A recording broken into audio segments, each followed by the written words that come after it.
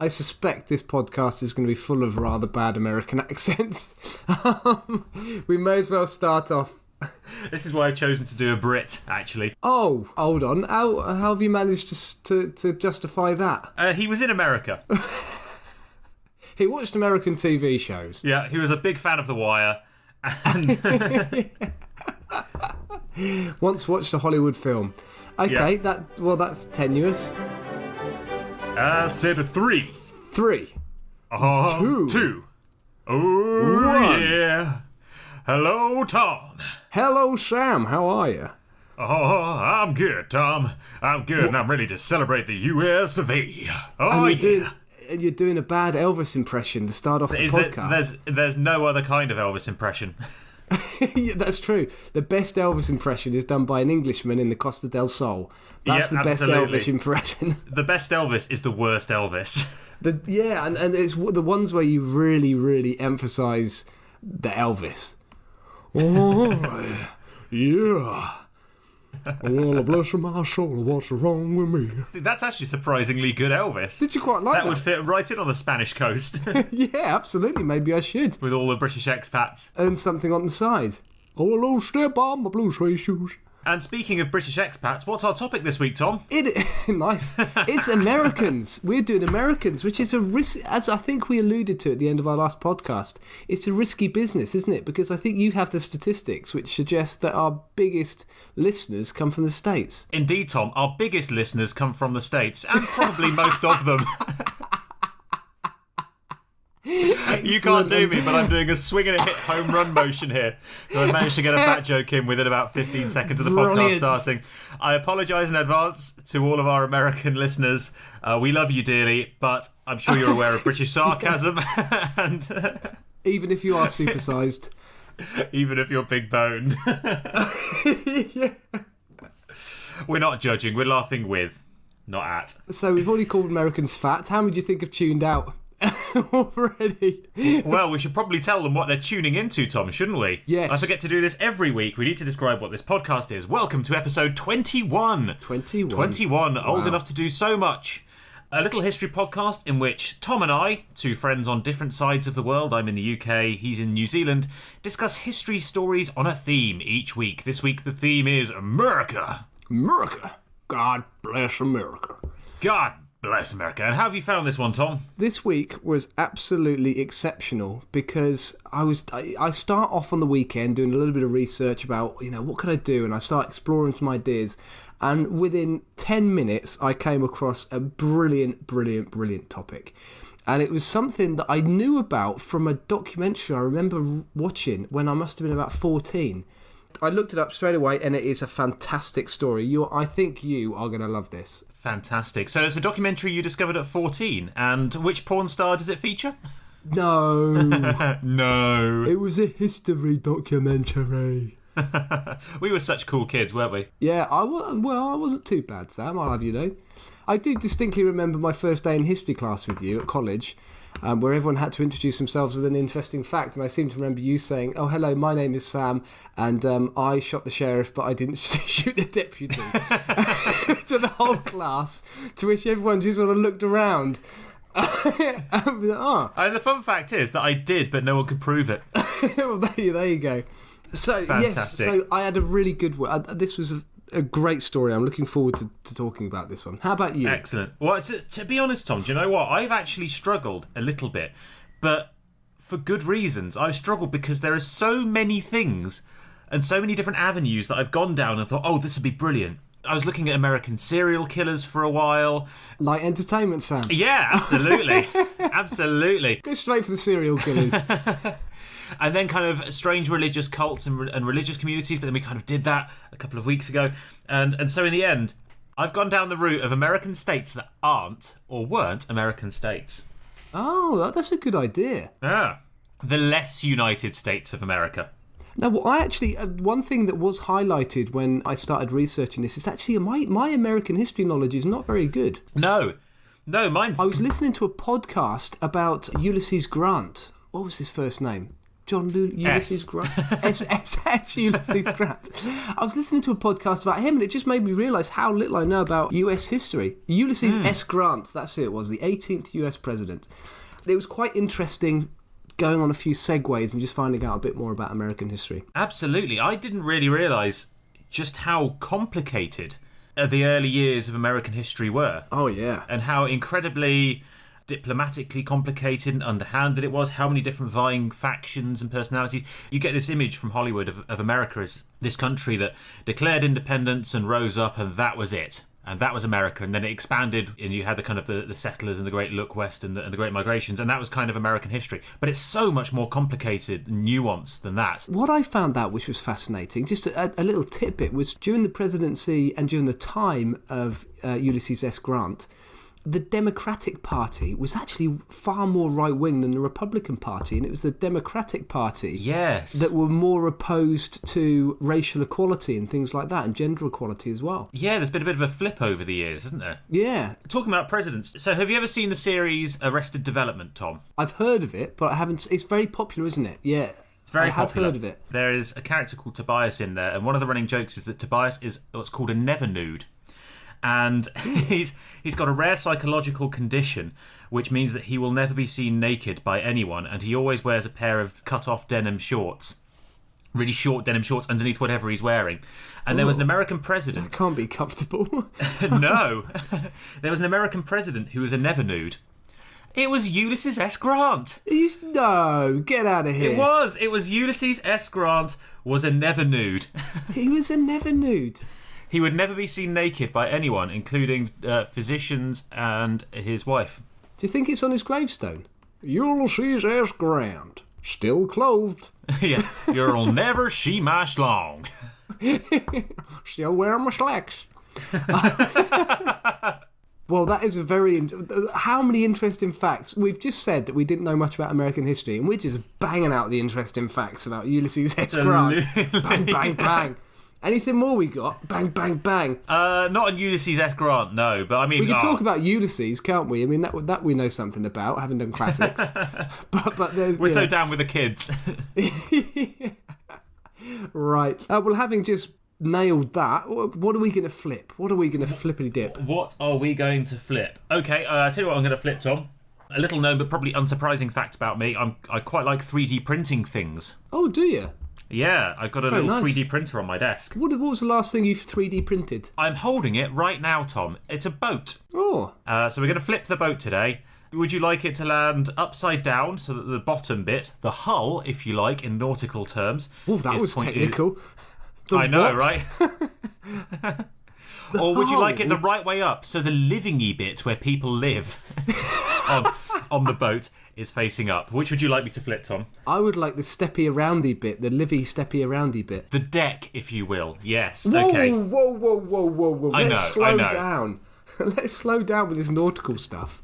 For anyone out there who's listening who doesn't know what a boat is, it's... Oh dear. Right. You flip that boat, go on. I'm going to flip this. I'm going for the deck. You're going for the deck? Why the fuck I'm going for the deck? Because presumably there's a mast that will stop it from ever landing on the deck, but anyway. You win. Oh, it landed on the deck. Oh, this is a difficult one. I'm gonna go first, Sam, because I'm so excited about telling you about this chap, this American chap. Go on then, Tom. Go on. So before I start, I think we did allude at the start, maybe. I think before actually the podcast started rolling, that I'm going to apologise in advance. I am going to do lots of American accents. I can't tell you whereabouts in America those accents come from. I've just probably heard them in a film, or maybe... I'm going to imagine, Tom, the way you do them, nowhere in America is where those accents are from. Yes, and I'm not going to apologise, Sam. I think my American accents are fantastic. I'm fairly sure they're not, though, really. And I'm not going to apologise because the Americans are notorious for doing really shit English accents, aren't they? Is this payback for Dick Van Dyke in Mary Poppins? Dick Van Dyke is the prime example, isn't it? The best example. And that's what most Americans seem to think English people speak like, don't they? Mary Poppins, step in time. So yes, they all sort of think we speak like... Oh no, what do they think we speak like? Hello, I'm from England. would you like to come to the pub with me? Let's drink some tea and get rained on and have terrible teeth. Oh, yes. I'm from London town. I like eating gizzards.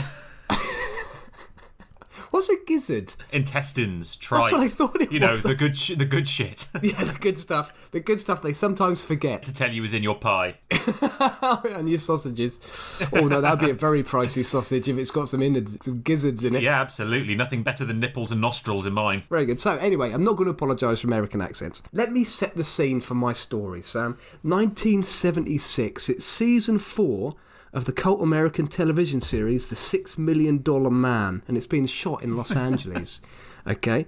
And now, have you ever watched The $6 Million Man? I've heard of it, but I've never seen an episode. No, I haven't either. I love that you're doing a TV series, a 1977 TV series, as the basis for your historical story today. Oh, I really Sam, enjoy that. You wait until you see where this goes, and I've pre-warned you. This is a fantastic story. You wait to see where this goes. It's ironic because mine's set in Texas in the 1960s and is about a guy who's shot, and then he wakes up and it's all a dream.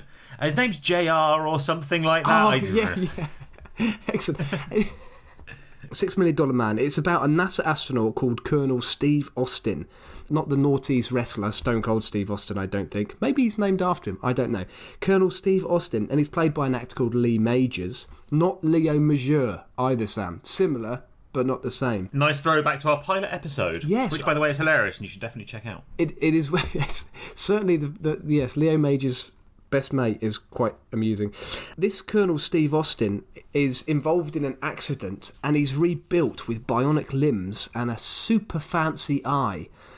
And there's an episode that was being shot in season 4 called Carnival of Spies. And in this episode, our hero, Steve Austin, discovers an East German plot to blow up a new B-2 bomber using a device that has been hidden in various carnival rides. Which got me thinking. Yeah, absolutely, got me thinking. It sounds a little bit Scooby-Doo, doesn't it? It does, and also nothing says destroying the American military's new prototype by hiding a bomb in a fairground. Absolutely. Well, I was thinking things like shooting a massive bumper car out of a human cannon. or flinging explosive candy floss out of a teacup ride. The Soviets just with a great big hook on a stick, just reaching into the hangar and trying to, hook out the bomber. Trying to pull it out. Winning a goldfish instead. Coming away with the goldfish. So, very interesting plot. Anyway, one of the film crew is investigating a ride called Laugh in the Dark when he bumps into a wax mannequin of a man hanging from a noose. Basically, a wax mannequin of a corpse being hung. So he bumps into it. This mannequin's looking a little bit worse for wear. The arm falls off to reveal muscle fibres and bones, Sam. Muscle fibres and bones. So it wasn't a wax mannequin. So this body is this is one of the film crew who discovered this whilst researching for the programme. This isn't part of the programme. Just to clarify. No, this is not. Absolutely no. This is not part of this is not part of the programme. This is what happened behind the scenes. So this body is then, it's established it is actually a body. It's taken to the Los Angeles coroner's office, and the following things are revealed, Sam. This is like Poirot, isn't it? This is just like a murder mystery. Are you on the edge of your seat? I am, although you've mentioned the one non-American murder mystery TV programme other than Midsummer Murders. You could have gone... I could have gone for... I've Miss never watched Marple. any of the American ones. Is she American? Diagnosis Murder, Tom. Let's bring Dick back into this. Oh, he is. That's right, Dick Van Dyke's It's like in there. Diagnosis Murder. In fact, it really is like Diagnosis Murder. In fact, I think possibly you're now revealing an actual plot to an actual episode of Diagnosis Murder. He's got a good chin, hasn't he, Dick Van Dyke? Great chin. Superb Really chin. strong chin. Not built for a British accent, that chin. No. Not built for British. Despite looking like Jimmy Hill. Oh, well, I was about to say, Bruce Forsyth. Nice to see you, nice. Good game. For those listeners who have never heard who Bruce Forsyth is, legendary entertainer who has been going... He died recently, didn't he? A couple of years ago. He did. In his late 80s? He's been going since the bloody 40s, 50s? He was still presenting, wasn't he? Right up until he died. Yeah. On the British version of Dancing with Stars, which is called Strictly Come Dancing. Anyway, So, what they found out, this individual had died from a gunshot wound to the chest. The body was completely petrified. It was covered in a layer of wax. It had been painted. There was still hair visible in areas. The ears, big toes and fingers were missing. And tests showed that there was arsenic present. Now, what we know, or what was known at the time, is that arsenic was used in embalming fluids up until the late 1920s.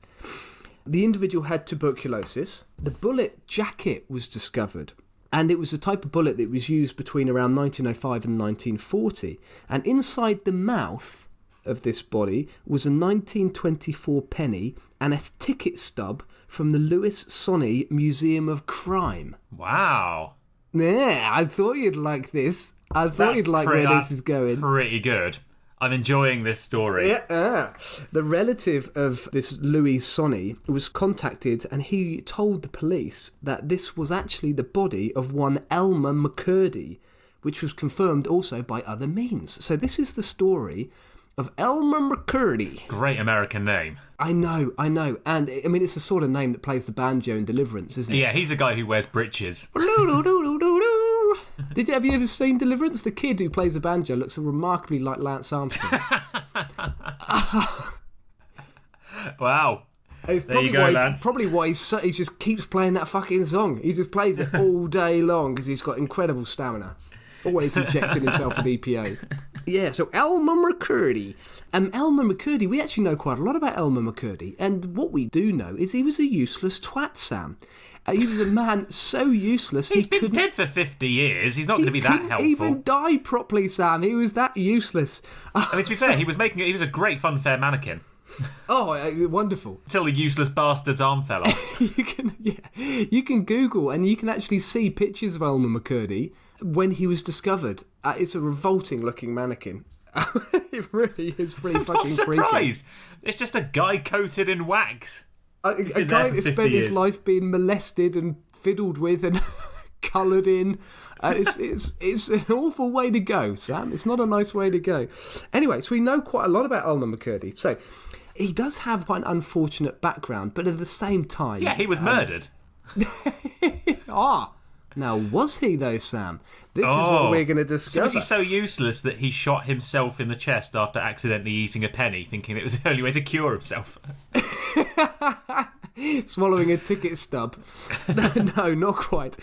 He was the illegitimate child of a 17-year-old Washington girl, and possibly the result of a consanguineous relationship, Sam. Consanguineous? Yeah, she was quite possibly bonking her cousin. Oh, is that what that means? Yeah, more inbred than a sack of wheat, Sam. Nice. That's a phrase I've never heard before, but I imagine it's quite common in New Zealand.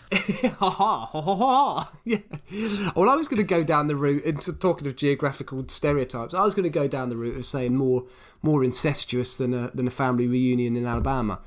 Which I thought, I don't know, I understand that that's a funny joke in America. I don't know. Apparently Alabama people are a bit inbred. It is a funny joke. Whilst you're talking, I'm just going to check our statistics and see how many listeners we have in Alabama. Yeah, how many? Yeah. Don't worry, Sam. I don't think podcast technology... 3! We've got 3 in Alabama. Shit. Sorry. I was about to make a joke about computers haven't arrived in Alabama yet. Anyway. We love you, Alabama.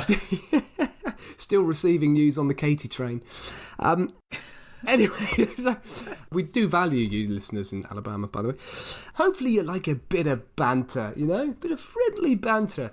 So he was born in 1880. By the age of 20, his real mother, adopted father, and grandfather had died.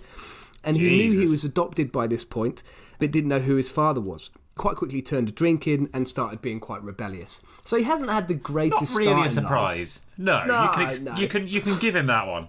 But that said, Sam, I'm sure in this period there were a lot of people with that upbringing who didn't turn to a life of crime. A life of crime. As a young man, he drifted from job to job, continually having problems with his alcoholism. And in 1907, he joins the US Army and was based in Fort Leavenworth in Kansas. For around 3 years, he worked as a machine gun operator. And he had some training in the use of nitroglycerine, which is an explosive, although, as we will find out, probably not enough training.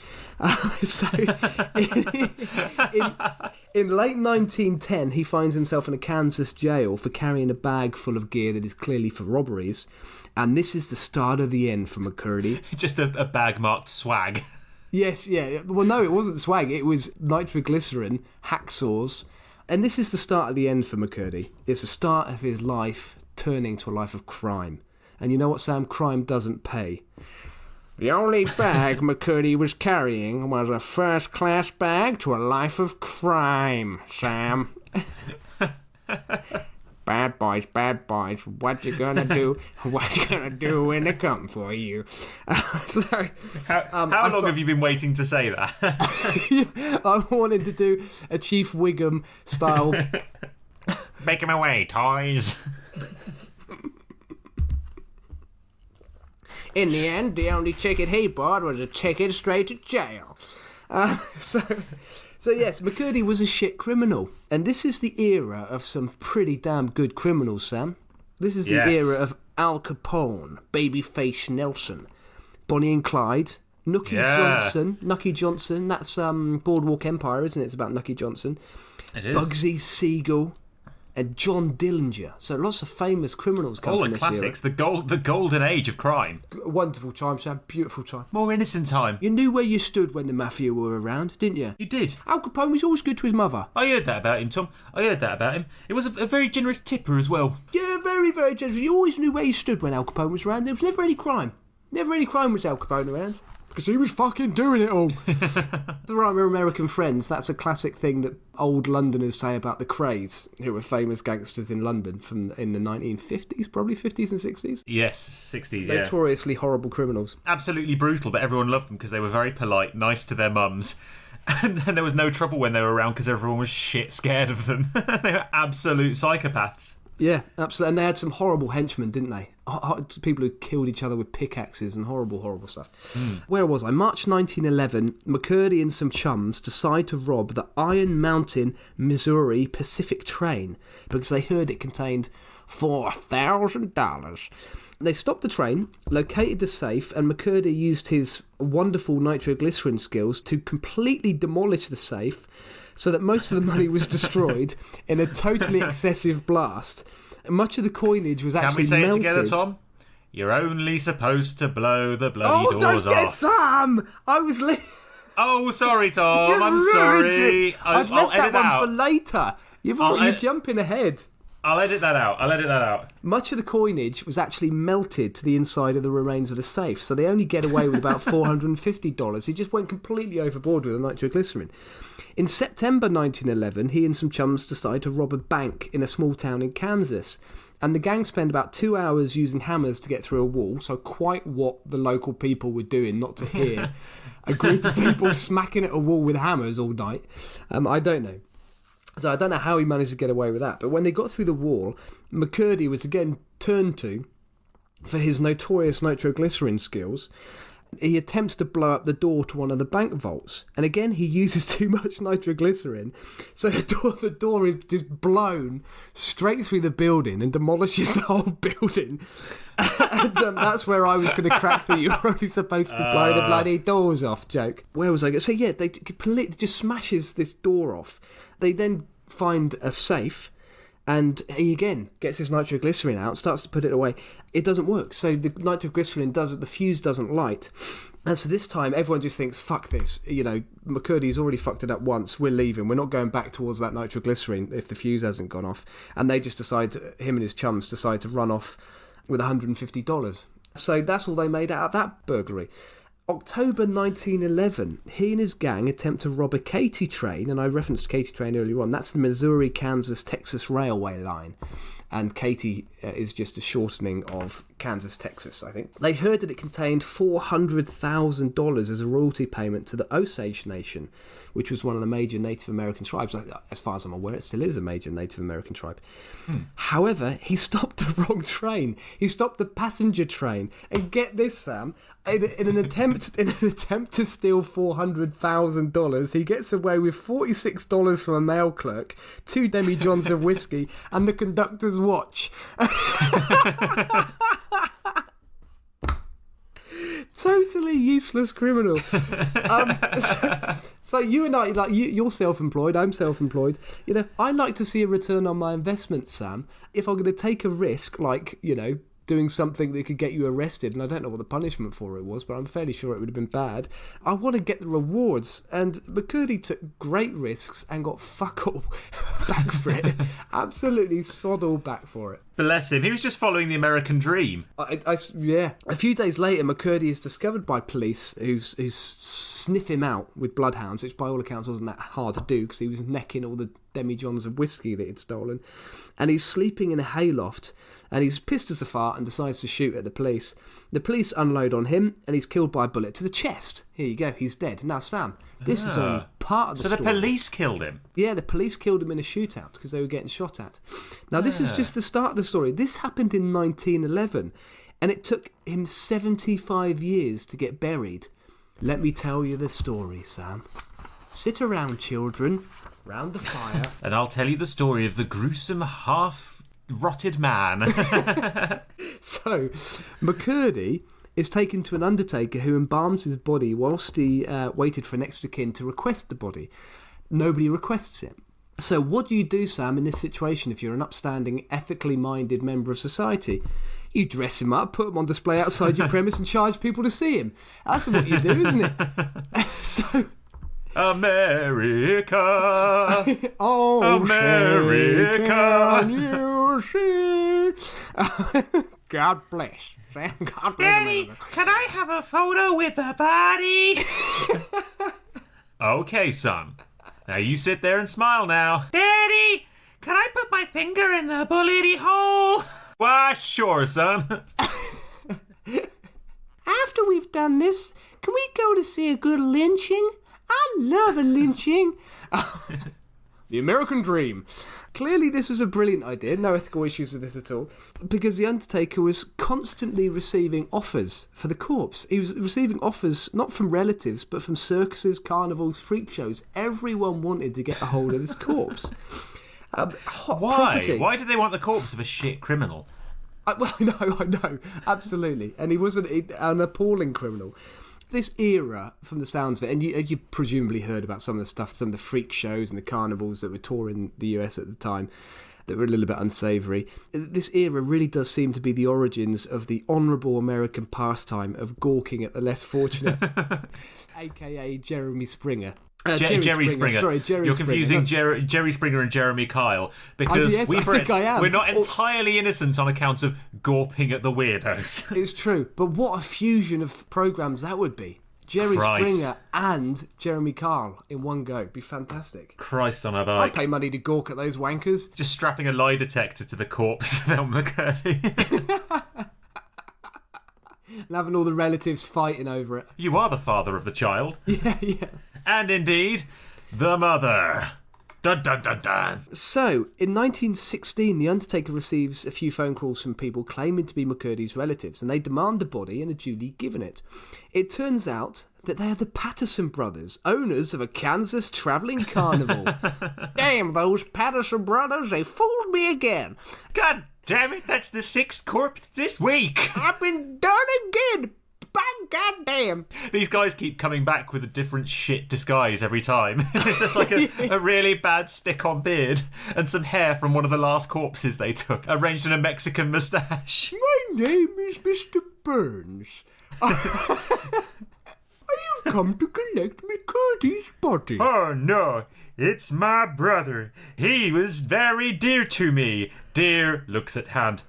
Elmer McCurdy. I am so sad that he is dead. Please allow us to take him back to the family farm in McCurdy Town, where we will bury him with full honours. Wink, wink, nudge, nudge. That is remarkably accurate. The Patterson brothers, they're even pretending they're going to take him to a different place. They're saying, he's going to go home to this town. That's actually what was said. It's like I was there. It is absolutely like a fly on the wall. In 1922, this carnival, the Patterson brothers carnival, was sold to Louis Sonny, who displays McCurdy in his Museum of Crime alongside waxworks of famous criminals. Alongside waxworks of better criminals. Yeah, of proper criminals, who people actually wanted their corpse. In 1928, it was displayed as part of the Trans-American Foot Race, which was a multi-day running race. And if our story about doping in the early years of the Tour de France from a previous podcast is anything to go by, the competitors were probably as alert as McCurdy's corpse by the end of the race, probably showing about as much life. And so apparently it still goes on. Absolutely juiced to the gills. Yeah, the dope to the eyeballs. In 1930s, the corpse was displayed in cinemas alongside a film about the dangers of narcotics. Fantastic, just to really scare the shit out of some students. 1950s and 1960s, the body was stored in a warehouse before being sold to the owner of a Hollywood wax museum, alongside a load of other mannequins, sort of wax mannequins of famous criminals. So it's presumably at some point here, people have forgotten that it was actually a body. Did they ever check all of the other mannequins to make sure that they weren't harbouring criminals too? Yes, harbouring criminals. The body was briefly used, and this was presumably in the 60s, in a show at Mount Rushmore before ending up in the Laugh in the Dark show at the Pike, which was an amusement zone in Long Beach, California. Maybe some of our listeners even went to the Pike, because it's only, 50 years ago. Nothing funnier than a misfortunate man's body being mutilated, played with, and gawked at for 75 years. That is the story of Elmer McCurdy, Sam. Well, I, for one, Tom, hope that I can spend the next 75 years being mutilated and played with by the public for their enjoyment. Yes, sounds remarkably like dogging, doesn't it? It does, doesn't it? It sounds remarkably like being a YouTuber. Except that Elmer McCurdy probably didn't occasionally pipe up to deny the Holocaust, which they all seem to accidentally do from time to time. Who's done that recently? What did PewDiePie do? Was it PewDiePie? He occasionally does Nazi salutes, and he's made various passing references to neo-Nazism. Who was the one that ended up in a Japanese forest where people commit suicide, and they actually videoed the body of someone who'd commit suicide? Because that's great fun, isn't it? Like, that Logan Paul? It's one of the Paul brothers. It was Logan Paul. It was exactly, that's who it was. What a fucking twat. Imagine laughing at the strung up bodies of the dead, Tom. Yeah, absolutely. Having just told your story. No, Sam. Completely different. Tom Paul, I shall now call you Tom Paul. This is something that's happened, Sam. This is something that I played no role in it. I'm merely a messenger of interesting historical stories. You certainly are, Tom. And that's a great historical story. So what's happened to the body now? Has he been returned to his rightful place in the museum? He's been returned to a carnival. His body was... Someone took responsibility for the body, and it was buried, but I think it was buried in a load of concrete just to prevent those real weirdos from turning up and digging up the body. And going, I love a nice body, nice corpse. It's like, serial killers. So you mentioned American serial killers at the start of the episode. There have been some famous British serial killers like Fred West. His house had to be demolished brick for brick to prevent trophy hunters. Yes. What sort of weirdos are there out there that want a brick from the house of a serial killer who buried children under his floorboards, for crying out loud? Yeah, I mean, you want the floorboards, surely. There's no historical provenance in a brick. Oh, you're a disgusting man, Sam. You're a disgusting, horrible man. So, yes, there you go. The story of Elmer McCurdy. What I love about this story is it starts off so Scooby-Doo. I mean, you said that the $6 Million Man plotline sounded like a Scooby-Doo plotline. The fact that they found a haunted funfair ride is very Scooby-Doo, except at the end of this episode of Scooby-Doo, when you pull off the mask, there's actually literally a dead body inside. Oh, yeah, there's a skull. Yeah, oh. And he would have got away with it as well if it wasn't for those meddling kids. Nice. So what I love about this is that there's nothing nefarious about this story whatsoever. It's just that people had forgotten that there was an embalmed man in their funfair.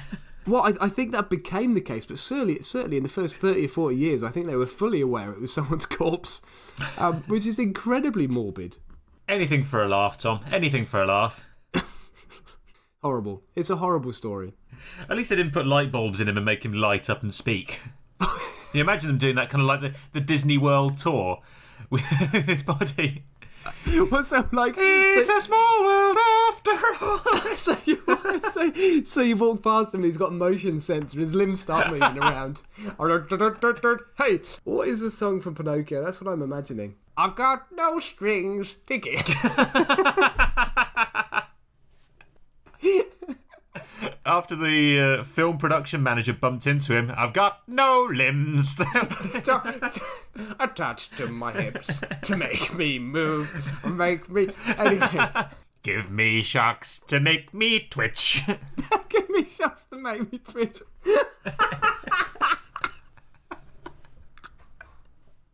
All new levels of respect for the dead. The Happy Tale of Elmer McCurdy. That is a great story. It is. It's bizarre, isn't it? It's very odd. Incidentally, when I researched it, I discovered it has been talked about in a number of other podcasts. But I thought it's too good. It's too good not to run with. So I hope our listeners haven't heard that story before. But the story of Elmer McCurdy. Fantastic. Well, Tom, today I'm going to talk about something completely different. I'm going to talk about some of the places in America that aren't places in America or aren't part of the States. Because, as I said earlier in the podcast, I didn't really appreciate, before I started researching this, just how confusing and muddled American history is and how unclear and fluid the early years of the Union were.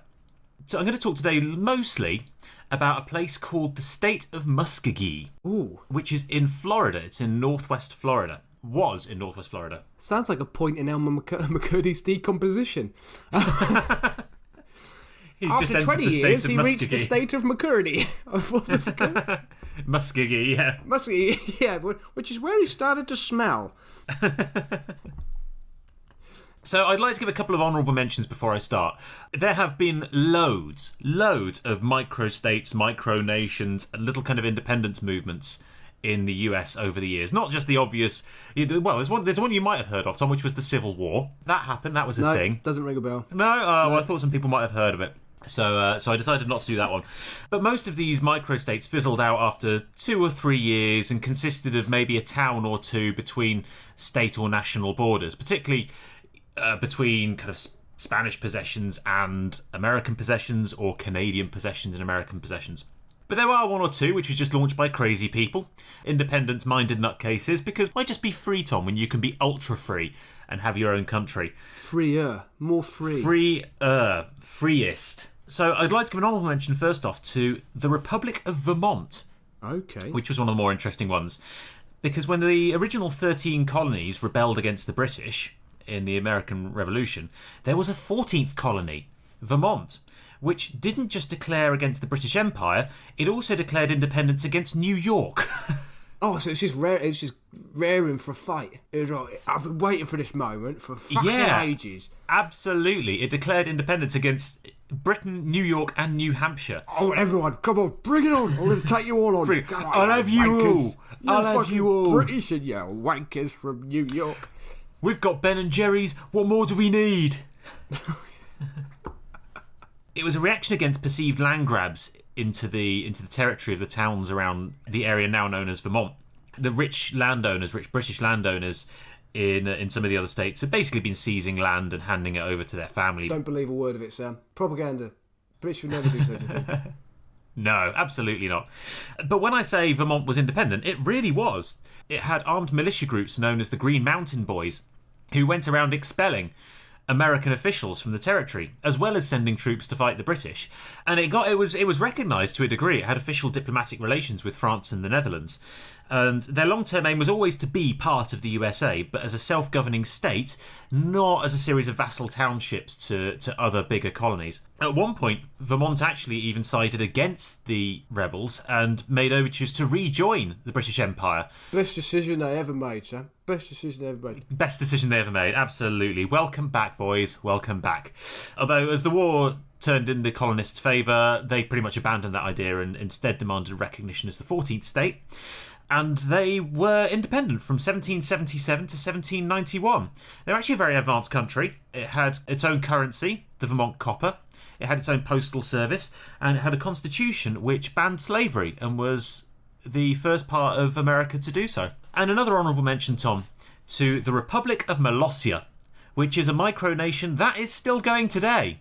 Ooh. It's a self-declared military dictatorship based in and around Dayton, Nevada. It's bordered by the USA on all sides, unsurprisingly, and consists of 4 houses. They're not all joined together, so there's quite a lot of America between them all, on about 6 acres of land in total. It's ruled with an iron fist by President Kevin Bauer, who declared independence in 1977, though the modern republic wasn't formed until 1999. It has a population of 24 and 12 dogs. Its official language is Esperanto. Right. Of course it and is officially at war with East Germany still. Excellent. So there you go. And how many people do you think did you say they could muster? 24 permanent inhabitants. Watch out, East Germany. Not Absolutely, yeah. Not that it still exists. No. But, you know. War was declared after international provocations because President Kevin was frequently awoken by East German military drills when he was stationed there as a soldier. So he's declared that as an act of war. I've heard of this type of person, Sam. I've heard of this type of person. Are they called mentalists? There's a technical term for them. What is it? Twat. That was it. Twat. They're called twats. Well, quite possibly. I'm sure he's a lovely man, El Presidente. But yes, among all of these dozens of nutty and strange states that have kind of existed over the years, there's one which really stuck out to me, Tom, and that is the State of Muskagee, which was an independent nation in what is now Florida, made up of a combination of Native Americans, exiled colonists, exiled Spanish colonists, quite a few pirates, and an awful lot of escaped black slaves, which got international recognition from Britain thanks to its charismatic leader, founder and linchpin, a guy called William Augustus Bowles. Strong name. Strong name. Great name. Not pronounced Bowles? It could be Bowles. Could be Bowles. William... August Bowles, yes. Now that's a title only really given to the President of the Republic of Molossia, isn't it? Yeah. His August Bowles.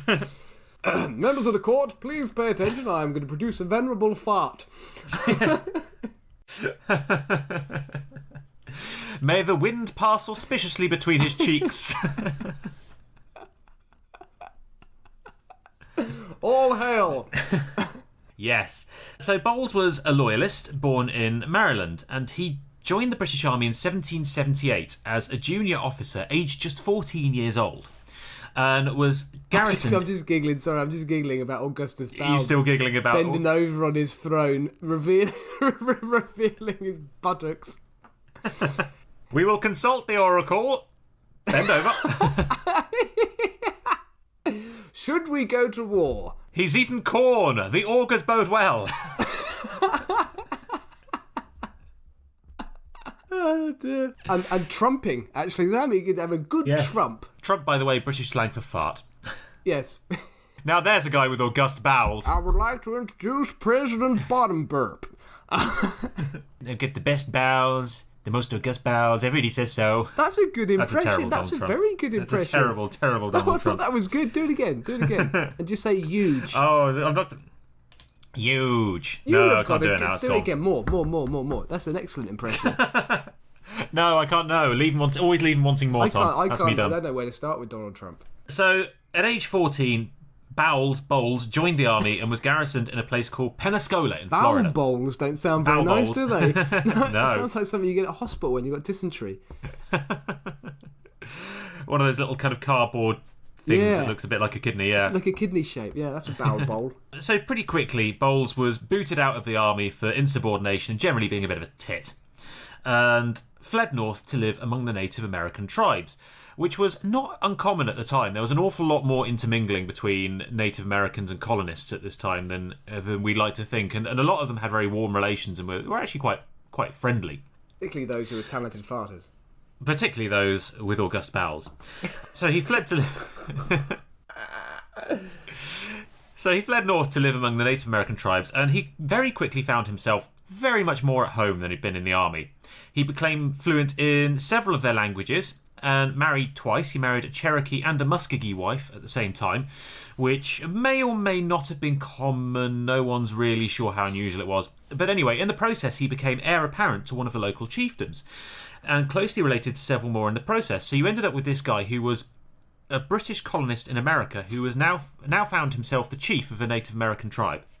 He became very feared and respected as a warrior, and aged just 16, he led a war band in the Battle of Pensacola, which was in the year 1781, in which the Spanish, knowing that the British were kind of doomed in the War of Independence, started to invade Florida and captured loads of towns and British possessions in Florida. So he led a group on the British side, and by all counts did very, very well. There should be a film made, and I reckon Kevin Costner should play him. Oh, very good. It should be called Dances with Wolves. Dances with Wind, I think, is the... That's... So, I keep on calling him Bowles now, for fuck's sake. Bowles became something of an outcast, flitting between America, the Bahamas, and Britain, where he returned fairly frequently. Whilst in America, on his frequent sojourns to the States, he spent his time forming war parties to attack trading posts in Spanish-held Florida. During this time, he began to form the idea of maybe having some kind of Native American and British combined separatist state, which would act as a stopper to the USA, which was rapidly expanding south, and also cause trouble for the Spanish. And this idea went down very well in Britain. Very well indeed. He was appointed by George III as the chief of the embassy for the Creek and Cherokee nations. So he was given, considering he was a British Army deserter to all intents and purposes, he was held in pretty high regard for what he was doing over in Florida.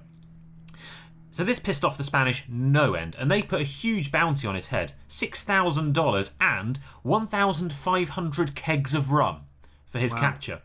Which is an awful lot of rum, considering Elmer was pretty happy with $40 and 2 bottles of scotch. Absolutely. I mean, this guy's got fucking coconut chocolate bars all over his head. See what I did there? Oh, it was a bounty joke. It was good, wasn't it? Very good.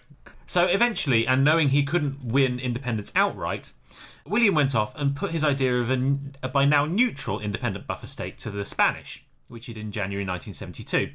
Unsurprisingly, given that he'd been raiding their territory with Native American war parties for the last couple of years, and up until this point, miraculously now had decided that it was going to be a neutral state, had quite openly been anti-Spanish and had fought against the Spanish were somewhat suspicious skeptical of his motives. So instead of entertaining the idea of an independent state, they arrested him. Now, the Spanish knew that no ordinary wooden stockade would do to imprison a separatist with a loyal local following and significant military experience. So they pretty quickly got him the hell out of Dodge, Tom. First off, they took him to Cuba. Then they shipped him off all the way back to Europe and to Madrid, where he was personally petitioned by King Carlos IV to change sides and to fight for the Spanish against the British and the US. So he was held in serious regard, this guy. They wanted him. Yeah, they wanted him. They wanted him on their side. He was headhunted. He used his LinkedIn profile. Yeah. Yeah, he was on fire on his LinkedIn profile. And when he refused, he was eventually shipped all the way out to Manila in the Philippines. So a real world tour of penal colonies. And they were very keen to get this guy away as far away from Florida as they possibly could. But here's where his adventure really begins, Tom. Because the Spanish were right not to trust someone as troublesome as William Bowles. And whilst he was being transported from Manila back to Spain for another prison swap, he managed to escape and managed to steal a ship which was headed for Africa. Oh, good man. Dun, dun, dun, dun. Dun, dun, dun. Dun, dun, dun. Dun, dun, dun, dun. Precisely that, yeah. So he managed to steal this ship. I couldn't find out whether it was single-handedly. I suspect not, because you can't really sail a large sailing ship single-handedly, or whether he had some kind of loyalist friends, and if the ship was heading to Africa, I suspect he might have freed some slaves to help crew it, because that's the kind of thing that he did. Anyway, he sailed first for Britain, then for Nassau to gather supporters, before eventually sailing back to Florida. And he landed in, I'm going to pronounce this wrong, Apalachicola Bay, I think it's called, in the middle of 1799, after 7 years being a prisoner on the run, and immediately declared the independence of the Muskogee nation, with himself as the Commander-in-Chief and Director General. Slightly odd title to give himself, because if there's one thing we know about Native Americans, Tom, it's they are absolute sticklers for maintaining a corporate management structure. Yeah. They're all about the business cards and the titles, yeah? Yes. Executive, CFOs, COOs. Well, you know what I like, Sam? I like people who are self-employed and they are the only person in their business and they call themselves managing director. Because you know what I think? There's a name for them. I can't remember what that name... It was a technical... Twats. That's what it is, Sam. Twats. As someone who is the sole employee and managing director of a company, Tom, I fully agree. You don't call yourself Couldn't agree managing more. director, do you? You don't have I think it does say... cards. I think it says that on my business card. No. Hang on, let me just double check. Let me... Well, we know what we're flipping next week. It does indeed say Sam Dattapaulin, managing director. No, you didn't. Oh, no. Sorry. Managing director. It makes you sound like you've got a massive boardroom and huge numbers of minions. What I actually have is a tiny bedroom and a microphone. So anyway, in 1799, the Muskogee Nation was declared independent under the guidance of Director General William Bowles. Senior Executive Officer. Yes, Senior Vice President Marketing. Now, he actually did have a fairly sound legal grounding for declaring independence. So he said that a treaty in 1796 between the US and Spain, which had split up this part of Florida, was null and void because it completely ignored the Native American claims and sovereignty on the land, which is fair enough. The colonial powers don't have a fantastic reputation for sticking to the word of the law when it comes to dividing up land that may or may not have been owned by other people for 10 or 20,000 years. And he immediately threatened to declare war on both sides unless they returned the seized lands to their rightful owners. So that's a bold move. That's a bold move, Cotton, threatening to declare war on Spain and the US simultaneously. It should be noted, however, that Britain was at war at this point with France and Spain in the Revolutionary Wars, and that conflict was still being played out in their respective colonies around the world. So he had plenty of British support to help annoy the Spaniards. He pretty quickly brought off any tribes and chieftains that weren't loyal to him with enormous, vast quantities of gunpowder and other luxury items, and promises of an awful lot more once they got back to his normal day job of light piracy and raiding trading posts. He also pissed off a lot of local landowners by welcoming with open arms any and all escaped black slaves, as well as more than a few buccaneers and Spanish deserters. So we've talked before in another episode of the podcast about piracy in the Spanish Main and in and around Florida. There were a huge number of privateers and buccaneers out to make a quick buck, and quite a few of them flocked to this very well-funded, quite well-run little nation, who basically existed off piracy. There was an awful lot of money to be made. They did have some initial setbacks. The Spanish attacked and forced them to relocate their capital city pretty early on, but they got a very strong foothold in the area under Bowles' leadership. It turns out he was enormously charismatic. Despite having been kicked out of the army, he was very good as a commander and soldier, and being married into the local tribes and knowing their languages and customs, he could get shit done and bring people together. A lot of British adventurers from the Bahamas sailed over and were offered very cushy government jobs as administrators and governors. With nice business cards. With very nice business cards. Beautiful, what do they call them? Vellum. Vellum business cards. Nicely textured. Hammered textured lad paper. Lovely. Worth paying a little bit extra for, isn't it, Sam?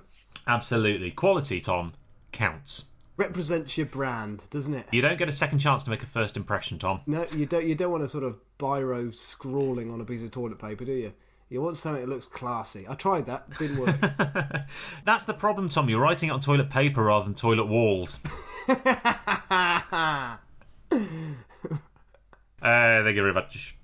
They even got to the stage where they had a small navy. They built 3 ships and had an awful lot of success raiding Spanish shipping in and around the Gulf, which obviously got the Spanish incredibly angry. And they sent several expeditions to destroy this young nation. I get a few thousand people in each one, but somehow every single time the Spanish expedition failed.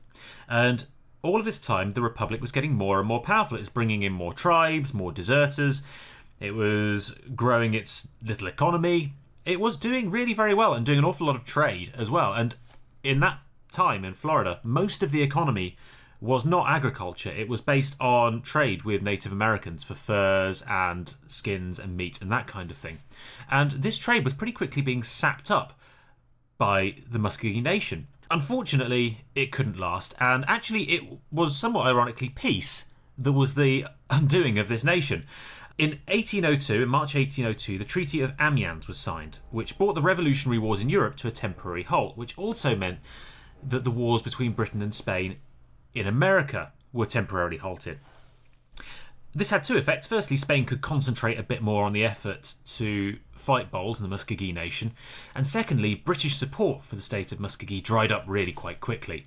And within months, a lot of the chieftains under the state signed private peace treaties with the Spanish and split off. And the whole lot started to unravel. Collapse, yeah. Yeah, and Bowles was left without much support. His followers felt he betrayed them with promises of riches and independence, which now clearly were never going to happen. And whilst all of this was going on, the US began to talk quite surreptitiously, but publicly with Spain, about breaking up this troublesome little state. And in 1803, a trap was laid. There was a guy called Benjamin Hawkins, who's quite famous in the US. He was an American Indian agent, which is kind of like an ambassador to several Native American tribes. I would like to bring peace to your country. Oh, not Stephen Hawking. Sorry. Sorry. I thought it seemed a bit odd. A chap in a wheelchair driving across the desert as offering peace. Easy mistake to make. Narrowly avoiding buffalo. Or just riding in on one. I'd take that. Or just riding perched on the back of a buffalo. I don't know how I got here. Yes. Anyway, Stephen Hawking's brother, Benjamin Hawkins, turned up. Doesn't even have the same surname. It doesn't even have the same name, no. Yeah, but I've just heard you pronounce it and realised. But I let you have your fun. Benjamin Hawkins absolutely hated Bowles. They despised each other. Benjamin Hawkins basically set a trap for William Bowles, inviting him to talks in a town called Tuckabatchee, which is in modern Alabama. Sweet home Alabama, where the skies are blue. And once he was there, he captured Bowles and handed him over to the Spanish. Simple as. And that was the end. Bowles died 2 years later, having gone on hunger strike in his jail cell in Cuba. He was just 42 years old, and without the support of the UK and with Spain and the USA knocking on its door, and with their charismatic leadership now gone, the state collapsed really pretty quickly around the end of 1803. So it lasted just a few months after he was captured again. And the tribes all went their separate ways. The US pretty quickly moved in to take over. But for a brief period of 4 years, a state of around 60,000 British, native, black, Spanish, pirate outcasts terrorised Florida from their little independent nation and proved that in the US, pretty much anything really is possible if you put your mind to it. Aww. I've written that down at the end so I can give a kind of a heartwarming, sickening, positive American ending to it. Yeah, there's a bit of vomit in the back of my throat as well. Anyway, that was fantastic. That was very, very interesting. Very interesting. Yeah. I need to find out more about American history, Sam, and that was a wonderful start. Wonderful So do start. I. Well, I'll tell you what, if any of our listeners have recommendations for a good podcast on American history, we would love to hear them. We have an email address, which I haven't shouted out about in ages, which is thatwasgeniuscast@gmail.com. So do send us an email. Let us know if you know any good American history podcasts, because I would really like to listen to some more and discover some more about America. I get the impression that Americans know a lot about their history. So if we've got anything wrong, get in touch as well. I'd be interested to hear if you've got anything. No, that's a rabbit hole, sorry. No, that's a rabbit hole. Or actually, do tell us we got something wrong, but leave us in suspense. Don't tell us what. Yeah. Well, no, because we know we've got something wrong. There's bound to be something wrong in this podcast. Every single week. I think the biggest mistake is that we make it. That's pretty much it for America Week, isn't it?